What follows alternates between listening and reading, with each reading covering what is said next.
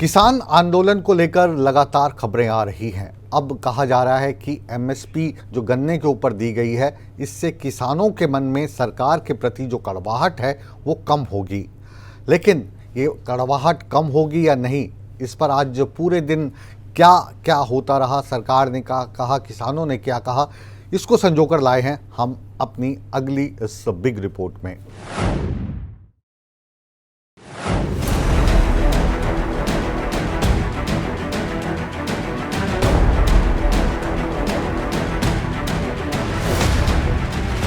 किसान आंदोलन के बीच मोदी सरकार का बड़ा फैसला।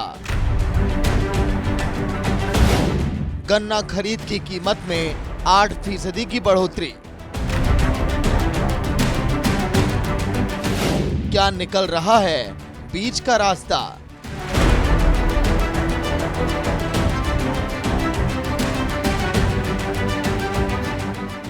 सभी फसलों पर एमएसपी समेत विभिन्न मांगों को लेकर चल रहे किसान आंदोलन के बीच मोदी सरकार ने बड़ा ऐलान किया है। सरकार ने गन्ने की एफआरपी 315 रुपए प्रति क्विंटल से बढ़ाकर 340 रुपए प्रति क्विंटल करने की घोषणा की। केंद्रीय सूचना प्रसारण मंत्री अनुराग ठाकुर ने कहा कि मोदी सरकार किसानों के कल्याण के लिए प्रतिबद्ध है, इसीलिए उनकी आमदनी बढ़ाने के लिए सरकार ने ये अहम फैसला लिया है। तो चलिए अब आपको बताते हैं कि केंद्र की कैबिनेट की बैठक की बड़ी बातें क्या थी। गन्ना खरीद की कीमत में 8% की बढ़ोतरी को मंजूरी। 315 रुपए प्रति क्विंटल से बढ़ाकर 340 रुपए प्रति क्विंटल करने को मंजूरी। गन्ने की कीमत 25 रुपए प्रति क्विंटल बढ़ी। 2019-20 में 75,854 करोड़ रुपए गन्ना किसानों को मिला। 2020-21 में 93,011 करोड़ रुपए मिला। 2021-22 में किसानों को 1.28 लाख करोड़ रुपए मिले।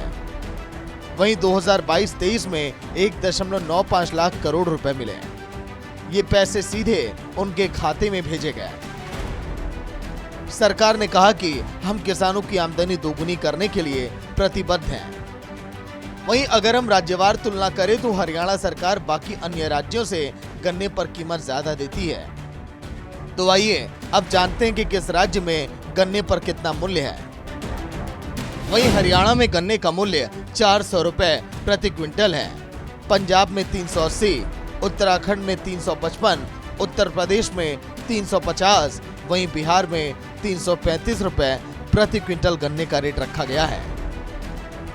वहीं केंद्र के इस बड़े ऐलान के बाद पीएम नरेंद्र मोदी ने भी सोशल मीडिया प्लेटफॉर्म एक्स पर लिखा कि देश भर के अपने किसान भाई बहनों के कल्याण से जुड़े हर संकल्प को पूरा करने के लिए हमारी सरकार प्रतिबद्ध है। इसी कड़ी में गन्ना खरीद की कीमत में ऐतिहासिक बढ़ोतरी को मंजूरी दी गई है। इस कदम से हमारे करोड़ों गन्ना उत्पादक किसानों को लाभ होगा। वहीं प्रधानमंत्री नरेंद्र मोदी के बाद हरियाणा के मुख्यमंत्री मनोहर लाल ने भी ट्वीट करके लिखा कि अन्नदाताओं के कल्याण हेतु प्रतिबद्ध मोदी सरकार, माननीय प्रधानमंत्री श्री नरेंद्र मोदी जी के नेतृत्व वाली केंद्र की सरकार ने किसान भाइयों को एक बार फिर तोहफा दिया है। वर्ष 2024-25 के लिए गन्ने के मूल्य एफआरपी में 8% की वृद्धि करने हेतु केंद्रीय नेतृत्व का हृदय से आभार।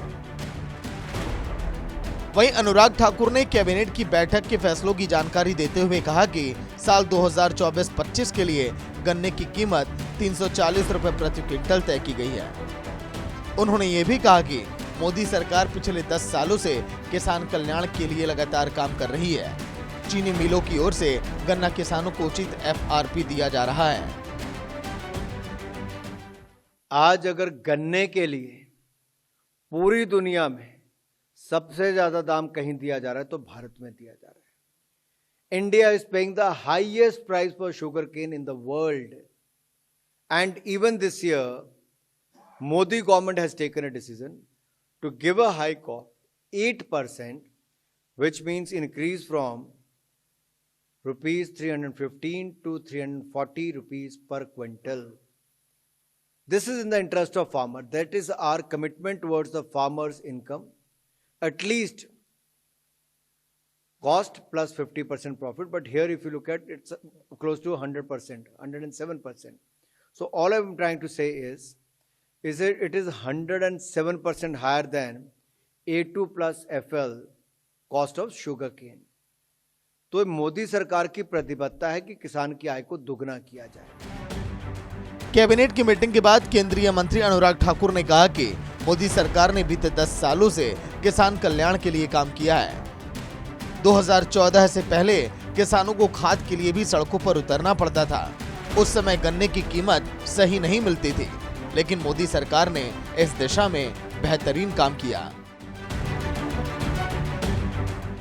आपको बताते चले कि किसानों ने अपना दिल्ली चलो मार्च शुक्रवार तक के लिए टाल दिया है।